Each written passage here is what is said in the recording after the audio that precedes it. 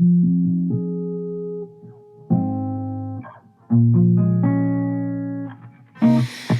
me love, treat it like we free. Hi babes, I hope everybody is having a good day. Welcome back to Brittni O's channel. And if you're an O baby, thank you for being here with me and being part of this journey. And if you are new to my channel, make sure you hit that subscribe button and hit that notification bell to be notified when I post any new videos. Okay, so with no further ado, you know what this video is about because of the title. So today I'm going to make a video about 5 tips to keep your relationship intimate. So when I think about 5 tips about keeping your relationship intimate, I automatically think like that's dealing with, it could be sexual, it could be just how to always stay happy, how to be understanding, things like that. But most of all, intimate is, intimate can be kissing, making love, doing the do, sis. So, tip number 1 would definitely for me have to be make sure that you are not, number 1, naggy. I feel like any significant other, even me, for instance, if I had to say, what makes me and my husband stay where we are today is being able to give your spouse space. Do not crowd your spouse. Do not overcrowd your spouse. And when I say overcrowd, that would definitely have to be in the same category of just saying, nagging about, oh, the trash needs to be taken out, or oh, if you have a female spouse, just saying, like, oh, your makeup is everywhere, and not giving that person enough time to fix that problem. It's okay to come to your spouse about something, but when you begin to nag, that's when it's a problem. So telling your spouse, say today's the day, and you're going to tell them that, you've been messy all week. You tell them that day, and you at least give them a day to fix whatever that problem is. Don't think that somebody is just going to jump up and start doing it right away just because you've asked them to.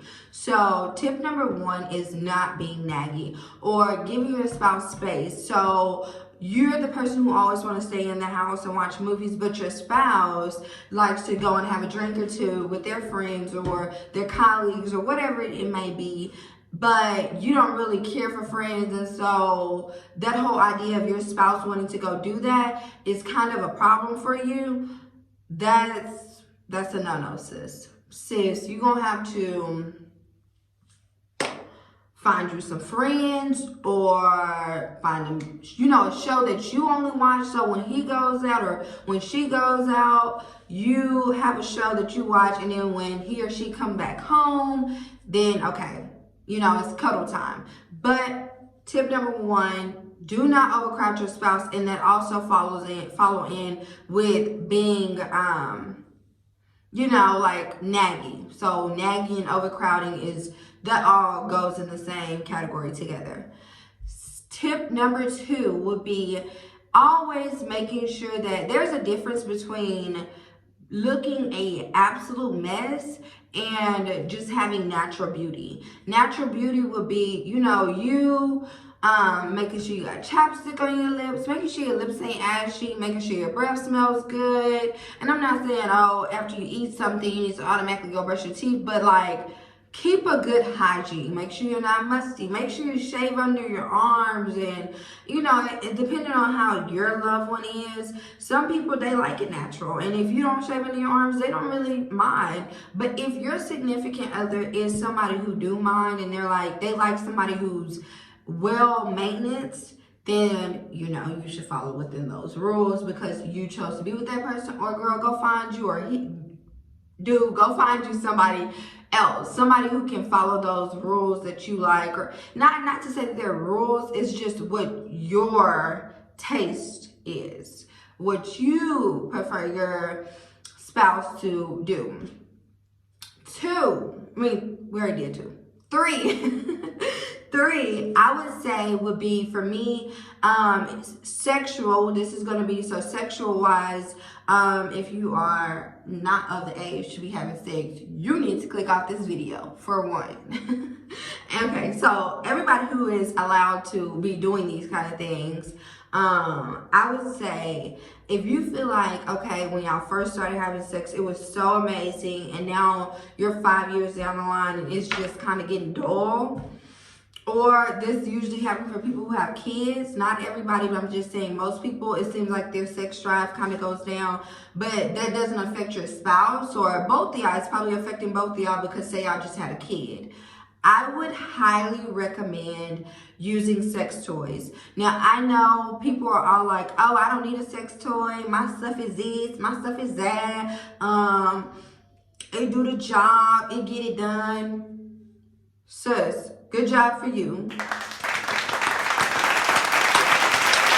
But if you want to try something new and open up that door to sex toy life, it is, you know, I'm not gonna say it's not bad. So I mean, I would definitely recommend trying it because it's different. It enhances a lot of different touches and feels that you're probably have never felt. And girl, you might be on baby number 2, or baby boy, you might be about to make her have baby number 2. But so sex toys, I would definitely recommend. Just go online, try something out, whatever you like, you know, whatever you like to be played with, you try that sex toy out. And then tip number 4 would, for me, would definitely have to be being able to be understanding and just try to learn each other's love languages. And if you don't know what love languages is, I would highly recommend you go and search that up on the internet, because when I read about it and I heard about it, it definitely, for me, it was like, whoa, like an eye-opener.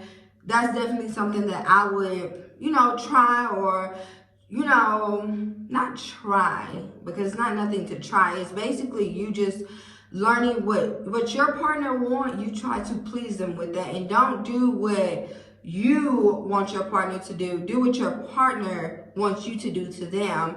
And then eventually, you know, it's kind of like teamwork though. Like he would have to figure out what your love language is, and you'll figure out what his love language is, or you and her, or him and her, him and him, whatever it may be for your situation. You figure out what your spouse love language is, and you try to please those things that they want to be pleased. And so that is, like, I know I said that as rule number 4, but that definitely is rule number 1. So for you to be able to please your spouse and to stay happy, 9 times out of 10, it's just pleasing those love languages that your spouse wants. So if you are a spouse who you like to get foot rubs, you know, everybody don't really like to get foot rubs, but you like foot rubs. And he liked to just relax and have his alone time. You go downstairs, he stays upstairs, or you go on the couch and he stays in the room, and he likes space. Do you try to please each other? So, you know, he give you your foot rub, and then you give him his space. And so that's how everybody stays balanced, and you keep that, you know, that balance maintained. And then 5 would definitely have to be keeping yourself maintained.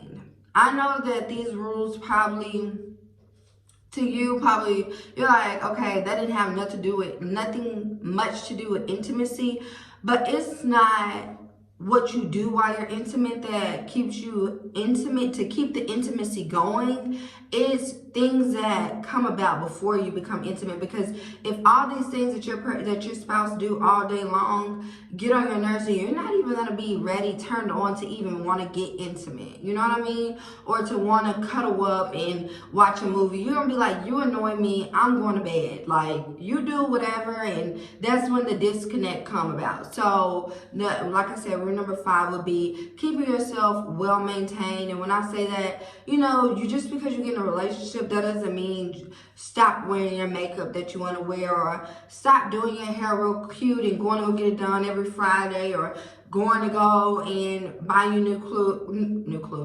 clothes when you want to just because you've gotten comfortable in a relationship. Still maintain that you were when that person met you, but some stuff gotta calm down. And then another thing is your spouse can't just be being jealous. Like, oh, you been out with it with your booty out hanging out. Like, okay, there's some things that you shouldn't do because it's disrespectful to your spouse, but also your spouse should still let you be your sexy self and know that that's mine, and I ain't gotta worry about mine going to go do nothing that he or she shouldn't be doing.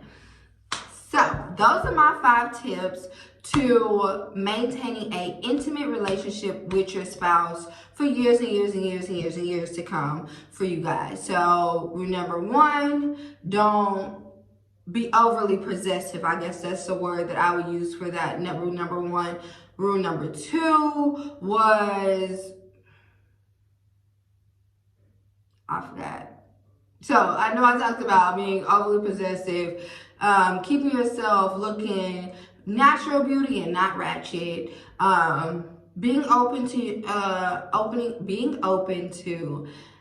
having things introduced to your sex life, like sex toys, or some people are into more freakier stuff, but that, and then the love languages, and then also keeping yourself well maintained. I know a lot of people would probably say that the well maintained and keeping yourself natural and not ratchet would fall in lines together, but no, when you're at home, you don't have to dress up in clothes or put makeup on. When you're at home, you just put a little chapstick on. I don't be doing all this when I'm at home with my husband. A little chapstick, making sure my breath smell good, making sure I got lotion, ain't ashy, making sure my feet not rough. Stuff like that is making sure that you are naturally, beautiful and just, cute for your spouse. And as for men, make sure you got a haircut, make sure you clean yourself up, make sure you got your deodorant on, make sure you ain't walking around with drawers with holes in them, or, make your spouse want you more. And that's just the key to having a long-lasting, intimate relationship with your spouse. So I hope you guys enjoyed this video, and please comment down below if you want more videos like this and give me things that you want me to do tips for. Bye, loves. Oh, game out.